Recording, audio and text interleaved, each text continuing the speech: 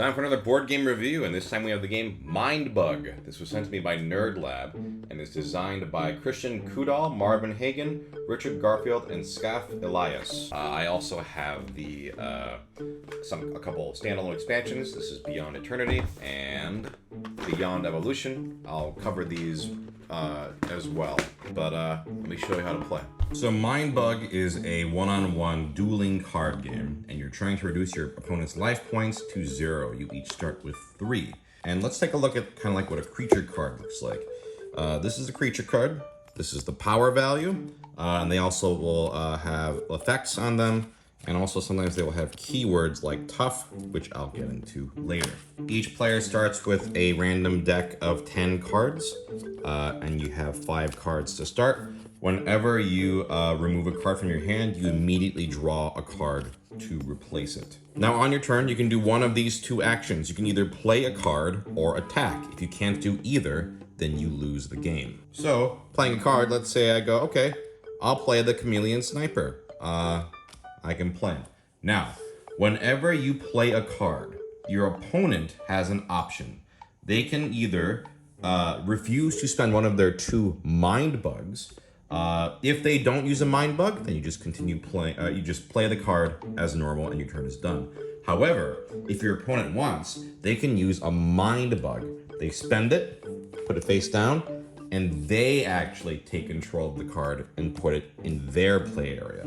If they do that, then you immediately do another turn. So you have these 2 chances to steal your opponent's creatures per game. The other thing you can do, besides play a card, is attack. So if I had a plated scorpion already in play from a previous turn, I could choose to attack. Now your opponent will have the option to either block the attack with one of their creatures in their play area, or if they don't, they will lose 1 life point. If the opponent decides to block the attack, whichever unit has lower power is defeated and discarded. If they have the same power, then both cards are defeated. So that is the game flow. It's actually very simple. Play a card or attack, but you can get 2 chances to steal your opponent's monsters.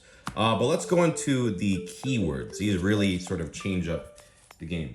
There's a keyword called Frenzy. What that means is after this creature attacks, it may do a second attack that turn. So Luchatar here can attack twice per turn. This Compost Dragon has Hunter. When you attack with a Hunter, instead of the opponent, you may choose an enemy creature who has to block it. So you can just force them to use a monster. This also has a play effect where if you play this card, you get to play a card from your discard pile. This one has both poisonous and tough. What poisonous does is, after combat resolution, this creature always defeats the enemy creature, even if its power value is less than the enemy's power value. So this plated scorpion, if it goes in a fight, even if it's weaker, the other creature still dies. This one also has tough, which is a very deadly combination, because if this creature would be defeated and isn't exhausted, you exhaust it instead of defeating it. So it basically can take 2 losses before being defeated.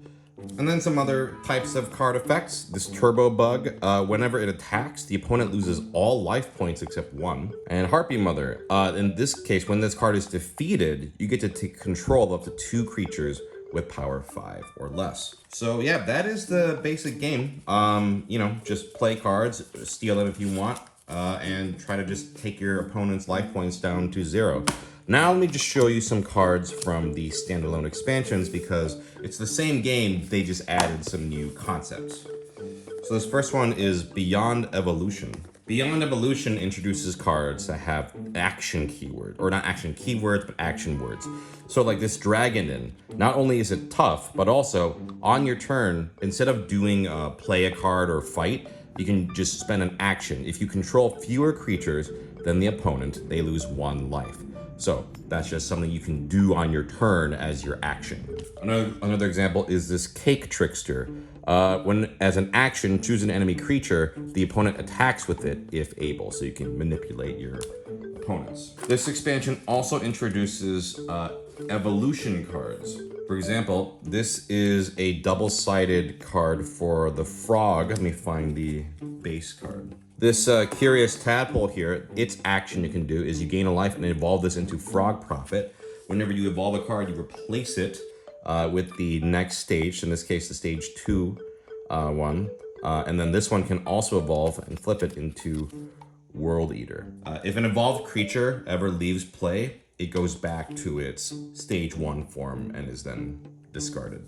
And that's pretty much the major differences in that expansion. Otherwise, it's pretty much the same game. And then the second expansion that I received is Beyond Eternity. This one introduces cards that have effects when they are in the discard pile. So for example, this Blessed Shield Bugs, in the discard, when this is in the discard pile, your allied creatures have +1 power. Or we have the Blessed Killer Bee. In the discard pile, when the opponent loses life, they lose 2 additional life.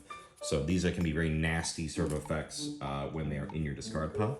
And the other new mechanic in this expansion is boosting. So what boosting means is you put cards from anyone's discard pile and you place them face down underneath a creature. And for each card there, that's +1 power. So for example, this Ant Zombie Horde, whenever it attacks, you boost 2 cards to it. So you would take, I don't know, 2 cards from the discard pile, actually either discard pile, and you would put them underneath the card, and now its strength is 9. There are also tricky cards like Soul Manipulator, which whenever this guy plays or is played or attacks, you boost 1 card to a creature or return a boost card to your hand, which can be very sneaky. But yeah, that is pretty much the keywords for that one. But yeah, otherwise, it's just a very elegant, simple dueling card game. And that's the game. So this is really solid. I'm impressed at how much fun strategy is packed into such a very small, simple package. The Mindbug concept is ingenious. It encourages you to kind of like bait your opponent to use their mind bugs up on worse cards, because it's like, okay, I'm gonna play this card, and you're kind of tempting them. Like, do you want to use your mind bug to steal it? Because if they use it on one of your way better creatures, that can be devastating for you. So it's this very neat sort of like, okay, should I turn the tables now? Oh, should I grab that monster? It's really, really fun. I also love that the games are short. So even if an opponent like completely kicks your ass, you can just jump back in and play like another several rounds. You know, it's meant to be that kind of very quick, punchy, but fun experience. The keywords can be particularly deadly. Oh, I forgot to explain one of the keywords in the thing. God damn it. Sneaky, like this chameleon sniper. Sneaky creatures can only be blocked by other sneaky creatures.